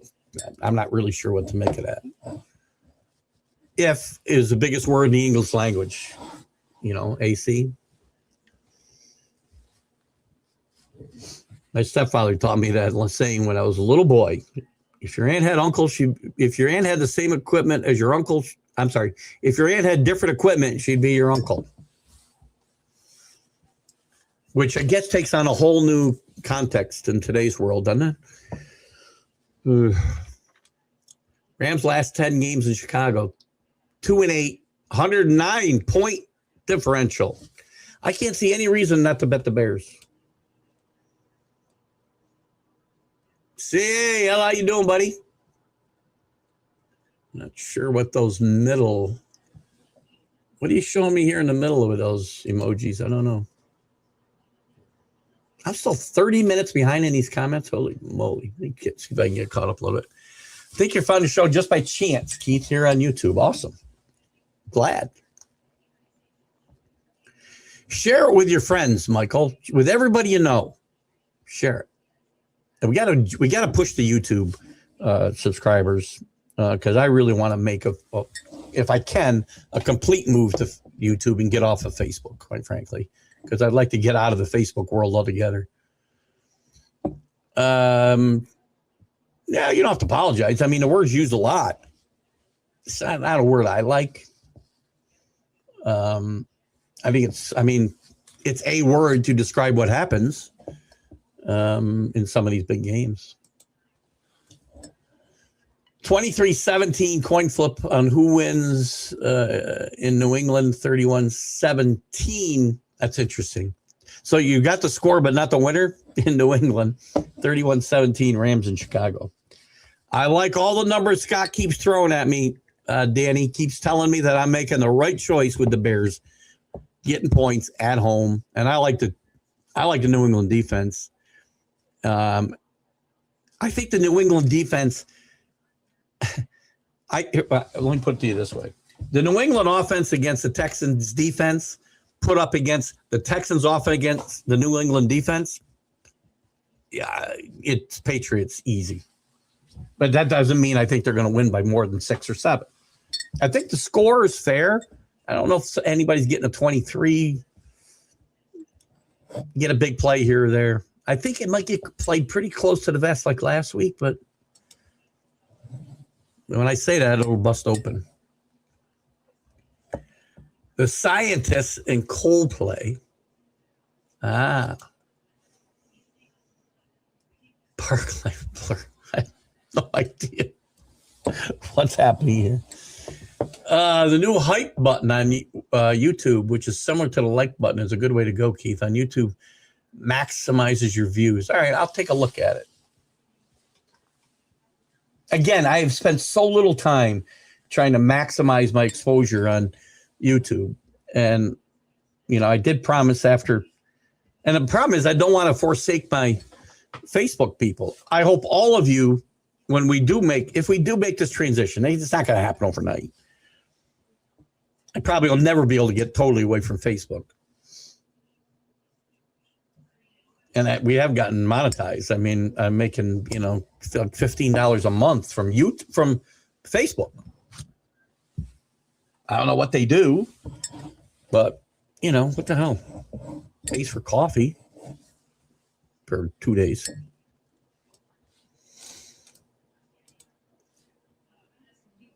Please come to Boston in the springtime.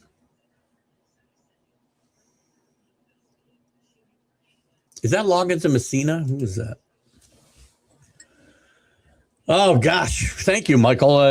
Don't forget, lost amongst it. This is the problem with college football, right? Is we're playing the national championship game tomorrow. Indiana and Miami. My Miami Hurricanes. And it's lost with all this great playoff talk.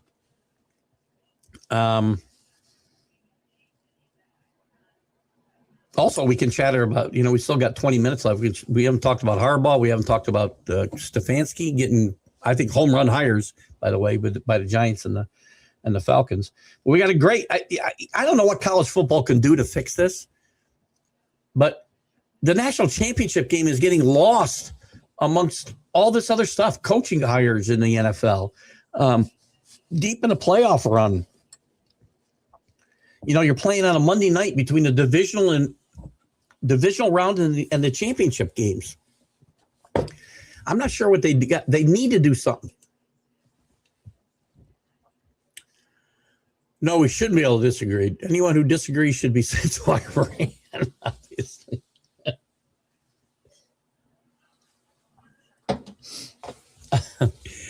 Listen, some of those people who do disagree with maybe you and I, AC, should probably take a look at what goes on in other countries and then come back and tell me how freaking bad it is here. Hello, Donna. Good to have you with us. Donna Richardson Gibson found us through the McGrath Podcast Network. Not sure which show, which podcaster you followed that brought you to us. It might have been Brian. I'm not sure. But we're glad you ended up with us, Donna. Good to have you with us this morning. Michael says Bo Nix slowly becoming an elite quarterback. I think he is. Listen, I wasn't a big fan of Bo Nix coming into the league, which is probably an understatement. But he's proved, I think he's in his first 2 years, 2 years, right, 3 years. No, came in with Drake May, right? 2 years. His first 2 years in the league have proved to be pretty good. I think he's a little bit more inconsistent maybe than some would like. But again, he's in his second year. Is he in his third year? Why am I doubting myself here? Why am I doubting myself? Bo Nix. I think he's in the second year. Yeah, second year. It takes these guys time to develop. Nix, Caleb Williams. Williams is becoming a great quarterback before our eyes. We're watching these guys mature. I've seen Nix mature. I've seen him make mistakes that young quarterbacks will make. Drake May still makes mistakes that young quarterbacks will make. But I think Nix is progressing on a very good scale. I mean, he's able. I think him and Drake May are very similar in the way they can and what they can bring to a game. And if they, continue on the pace they are, they're going to be. This is going to be a good era for quarterbacks. I think we're seeing a lot of them grow up in front of us. These last couple of seasons: May, Nix, Caleb Williams, Daniels. Even though he got hurt this year, those are four really good quarterbacks out of the same draft. People of different lifestyles, a lot rich and famous like that are going to Diddy's parties. And listen, if I was rich and famous, I wouldn't be going to Jeffy Island or Diddy's parties, but that's just me. As for the rich or famous Tiger, is I don't think he's anything that bad. It is ridiculous to act like a normal person like you has the same idea of a normal relationship as Tiger and his woman. I don't think that you're just excusing away bad behavior. Don't excuse away. No. AC, come on. You're better than that. We're all held to the same standard, in the eyes of whomever you might look up to or down to. And it doesn't matter whether you have money. I mean, certainly I'm not a rich and famous, we are plenty secure in our lives. And I can't imagine anybody acting the way Tiger or any of these other people act. You're not privileged to do anything better than normal people like you and me are. You don't excuse away their behavior because, they have money, they have means, they're rich. We can't expect them to have the same idea of a normal relationship as we do. Yeah, I can. Yeah, I actually can. I've had friends over the years that aren't rich and famous and behave the same way this guy does. They're my friends, but I don't respect them the way I do some other friends. CA's all over the songs. I may not be right. Brownie Bear, how are you, my friend? Brad Johnson, Jim McMahon, Trent Dilfer all won Super Bowls with great defenses. That's fair. I would say all of them are better than Jared Stidham. Maybe not Trent Dilfer. And they might all be better than C.J. Stroud, quite frankly. Peyton is a great coach. Disappointed Jerry Jones didn't consider him twice in Dallas. I'm surprised. I thought he was going to get that job at one point too, Neil. And for whatever reason, I don't remember this level of vitriol against Sean Payton when he was in New Orleans. But since he's come back, it feels like there's a lot of haters on Sean Payton. And quite frankly, I don't understand it. He's a great coach. I mean, maybe it's a case of if he's coaching your team, you love him. And if he's not, you hate him. I don't really know. Why do we keep calling Trigger? If Trigger's ex-wife didn't want to live Tiger's lifestyle, she could have never took his money and got involved. Oh, my God. More excuses for Tiger? Why are we excusing this behavior, AC? I'm shocked. And he had to drive on drugs because she was hitting him. Not the last time. There was nobody hitting him when he was driving 120 miles an hour down a dangerous highway, and he drove off a cliff.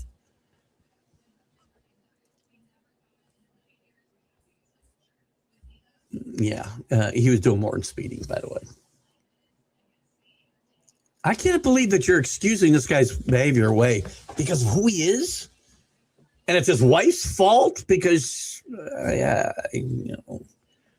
So women shouldn't expect to marry rich guys and be treated the same way if they married somebody of more modest means. I mean, you probably ought to go back and read this and really, I cannot believe you really believe that, AC. I don't know if you're married or not. But listen, I don't understand. I'm having a lot of trouble following that. I've got an easier time believing, the NFL cares about who wins football games and fixes games than I would believe that we should excuse away people who have means, that we shouldn't expect them to act like normal people. Odd. Love my Jazz, even though they're not too good. You're a Utah Jazz fan? They should never have fired Quinn Snyder. Great coach. And that's when they were rolling. They busted that team up. There's Rick back. Been quiet today, Rick. As an official, Danny, a good job standing up for your brotherhood. Agreed, 100%. If the Queen had bad balls, they're like the same thing. Yeah. That's kind of what I was saying. Crazy. That old line kind of takes on new meaning today. Pats were able to harass Herbert. They beat the snot out of him is what they did. Given them time off may have hurt. Glad Roman is gone. Horrible play call. Greg Roman has had more lives in this league than how many jobs has he had? And he gets fired everywhere he goes, but he still seems to get hired. So I don't disagree. And there was a talk to one of the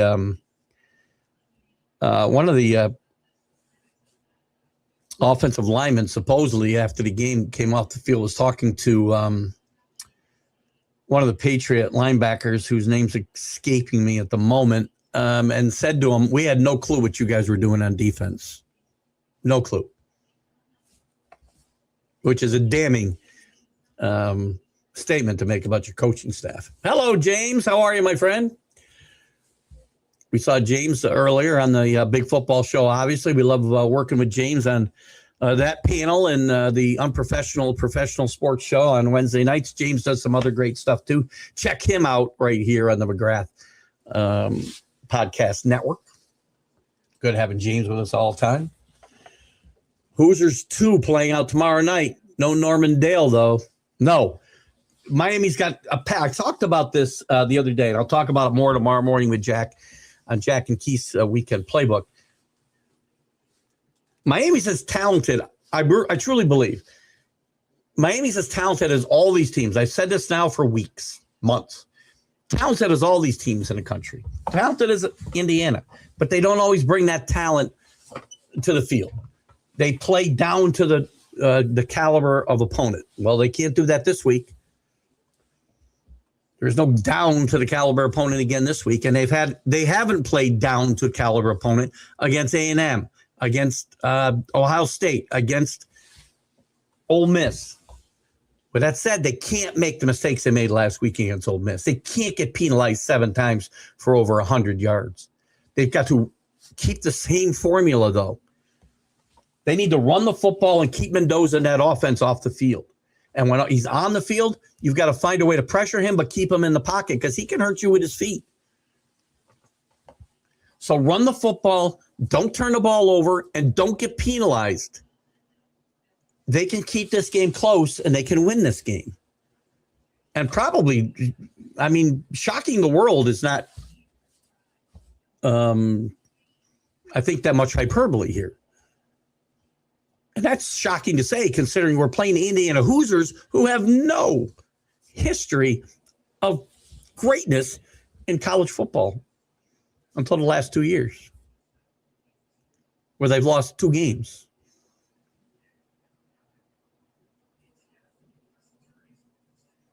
And this year, they haven't been close to losing a game. Ohio State game, a tough game. 13-10, I think, was the final there, right? And I really thought Indiana gave Miami a good blueprint for beating Ohio State. And I told you then, it's not rocket science what needs to happen tomorrow night. Carson Beck needs to play mistake-free football. They can't be penalized with stupid drive-stopping penalties or drive-continuing penalties on defense. And you got to run the football. And they've shown they can run the football. Fletcher's been tremendous. Brown is back at getting into that rotation a little bit as well and playing well.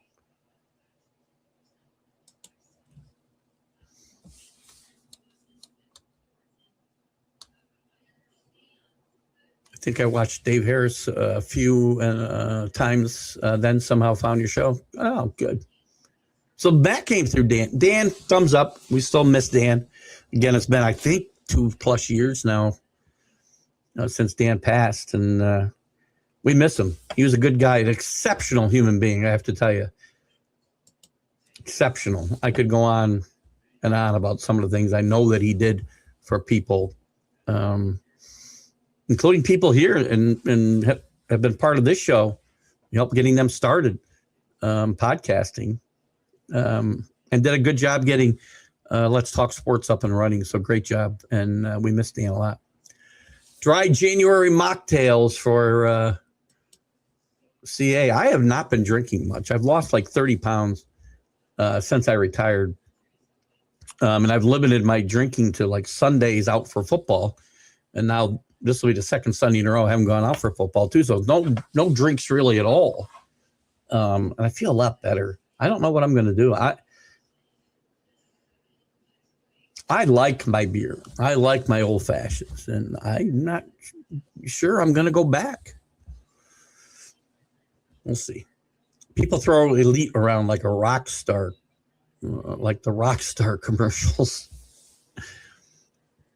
Well, again, some people are elite. You're going to have just one elite performance, right? I mean, doesn't make you an elite quarterback. Well, I don't know. I'm not sure the context, Rick. So,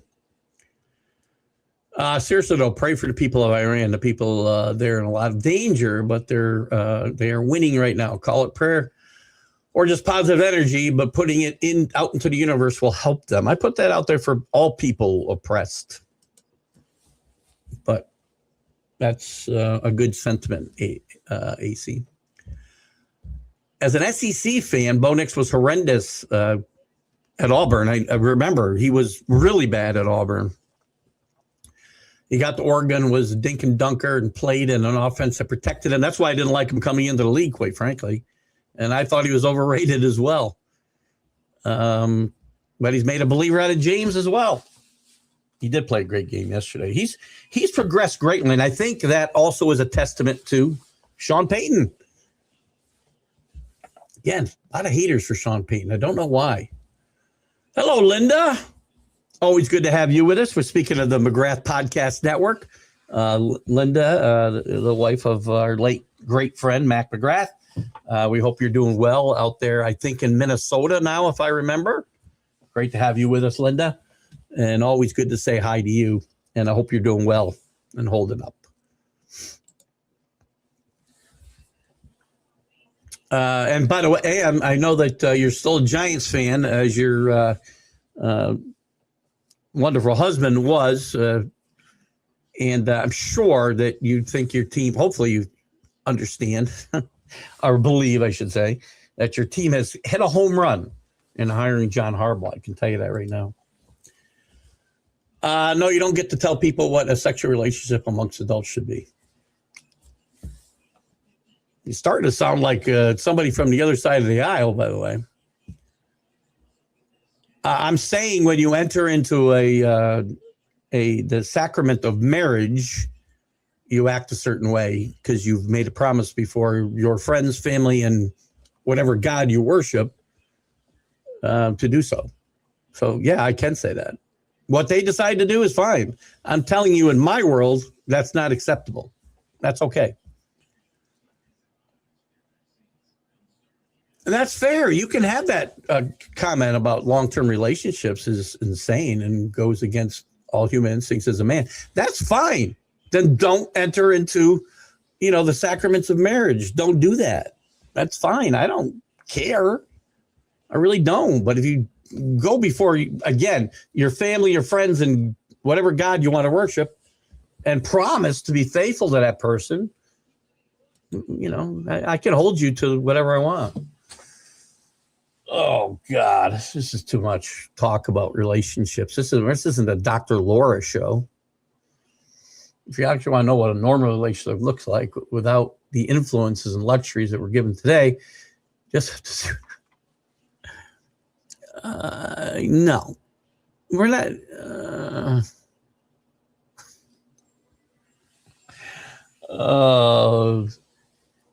What does this have to do with anything that we're talking about, AC? I have zero clue what any of that has to do with anything. As far as two consenting adults entering into a monogamous relationship and promising to be faithful to one another. If you don't want to do that, you don't have to. Don't talk to me about the freaking animal kingdom and I could never live in the wild. First of all, I never would. I wouldn't survive. I'd be the first to admit it. Neither would you. Neither would any of us. We don't live that way, though, because we have evolved from that. And you're entitled to. It's funny that some of your opinion makes me think, you might have stepped on the other side of the aisle a little bit, but whatever. Hello, Robert. Good to have you with us. Thank you for saving me. AC, please. I don't know why we're having this conversation relationship. All I said is I think Tiger and other people are pigs who can't control their urges. Sorry. I know you're a Pats fan. Does it bother you that folks think the Pats are pretenders? Sure it does. And now you're getting Nicholas Houston and Nicholas Denver. No chance for the Pats to prove themselves.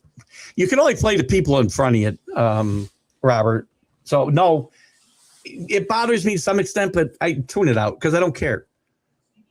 Regardless. Right? I mean,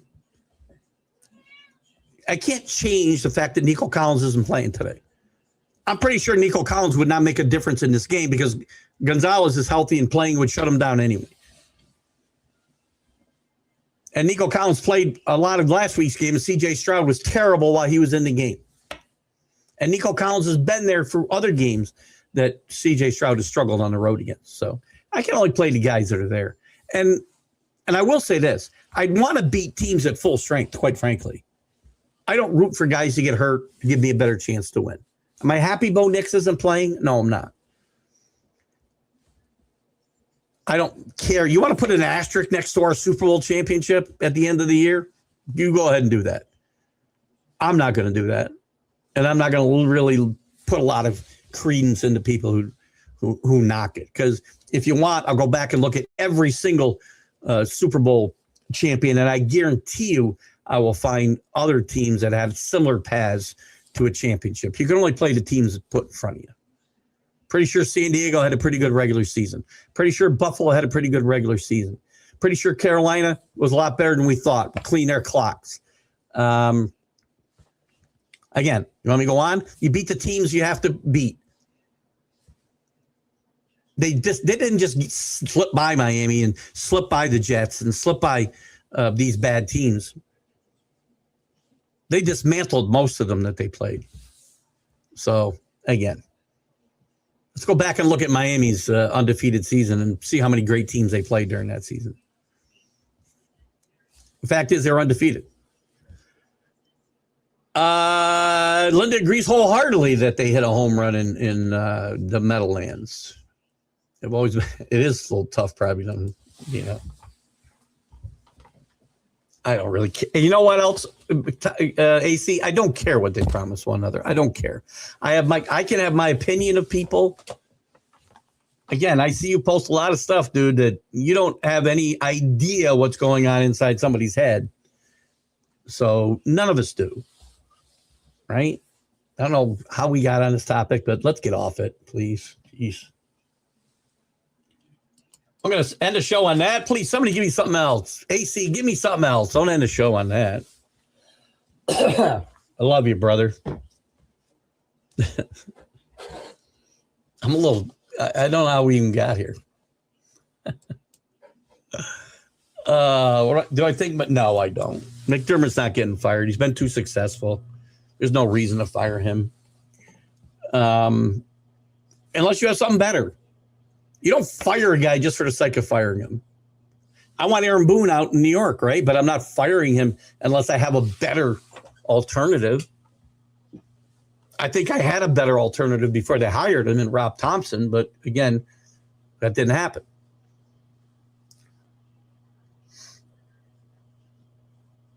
You know, you can't fire a guy just for if McDermott were to leave Buffalo tomorrow, it'd be because he wanted to go. He's not getting fired.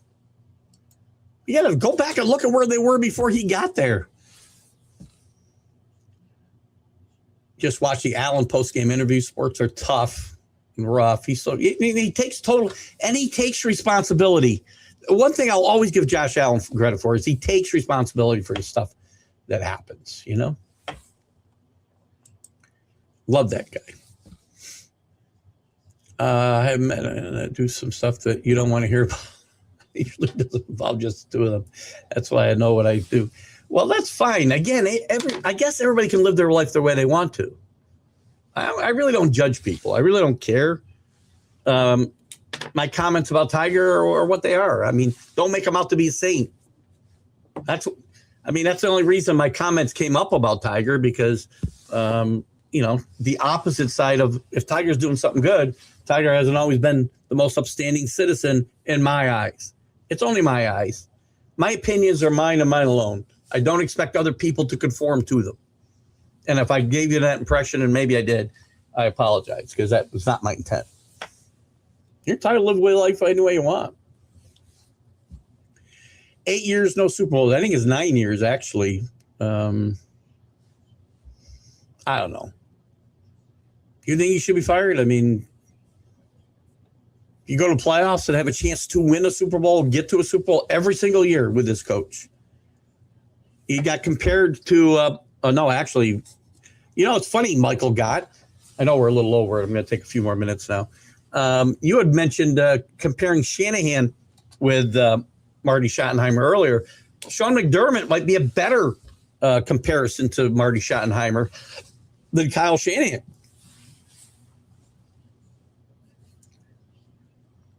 I don't know. I mean, the guy, unless there's a significant flaw I can find,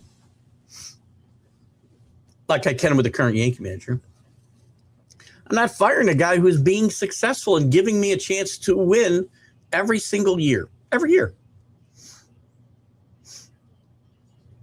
I mean, think about it. I mean, I'm trying to think of an example with the Seahawks, right? I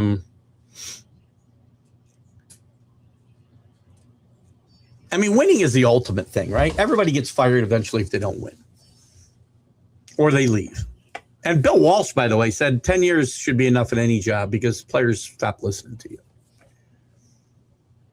It doesn't feel like a coaching flaw why the Bills have, failed in the playoffs over and over again. Not watching them maybe as closely as I do some other teams like the Patriots.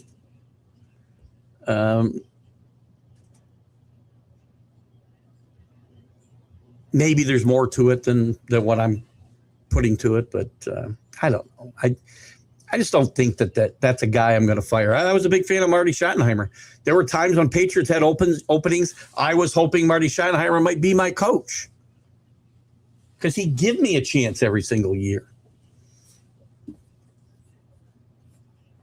And I do look at winning as the ultimate. We judge people by what they win. I do it. Being a Patriot fan, a Yankee fan, I'm harder on my coaches and players because I'm spoiled. I get that. It's hard to chase a guy out with that type of record. Go Pats, AC says. Attaboy. And go Bears. We're on the same page. See, you and I are on the same page with most things. So, I don't know what's going on with AC today. Like Tomlin and Harbaugh, I think the relationship ran its course. We're talking about 18 and 19 years there, too, not 8. And I guarantee you, here's the thing. They fired Harbaugh, and Tomlin left on his own. But do you think, really, is there any reason to think the next 18 years in Baltimore will be better than the last 18 years? I don't have any reason to think that. If they win 2 Super Bowls in the next 18 years and miss the playoffs, the other 16, is that better or worse than what Harbaugh did? Because he won 1, but was in contention nearly year in and year out. Same with Tomlin. I don't know. It's hard.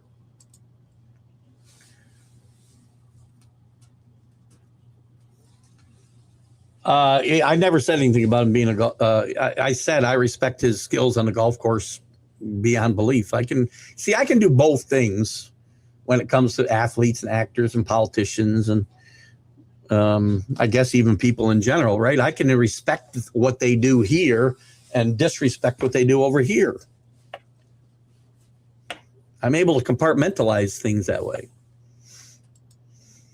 Pete Carroll I was trying to go there. Why did he have to go, though? Robert, I'm only going to go a few more minutes. I'm already 10 minutes over. Explain to me why Pete Carroll had to go. Because you were in contention every year. You went to 2 Super Bowls and won 1. Why did he have to go when he went? Did they stop listening to him? I'm trying to remember. Was he there 10 years? Bill Walsh said 10 years was enough. So I'm not saying there's no credence to what you're saying. And not every situation is the same. Buffalo doesn't have any great history of winning championships. Should Marv Levy have been fired after 3 Super Bowl losses and not given a chance to lose a 4th or 2 or what? I don't know where you draw that line. The relationship ran its course. Fair. Go Rams. Even the time came for Belichick. Well, Belichick wasn't. Again, that was 20 years, too, not 8. Things were turned. Belichick didn't leave on a high note. Remember, this team was bad when he left. Bills aren't bad, and the window's not closed. You got two of the best players in football in that backfield. Couple of tweaks, this team will be right back next year. Hello, Carlos. Good to have you with us. I'm feeling a little better. Still dragging a little bit, but we're getting closer. His message didn't sell anymore. He just became a predictable coach. Felt he had a hard time adjusting to the new style of game. Same thing with Belichick. I don't feel McDermott's in that place, though. Do you? Maybe you do. Apparently you do. I don't think he loses his job, though. I just like... I don't put him down for his golf. He's a great golfer.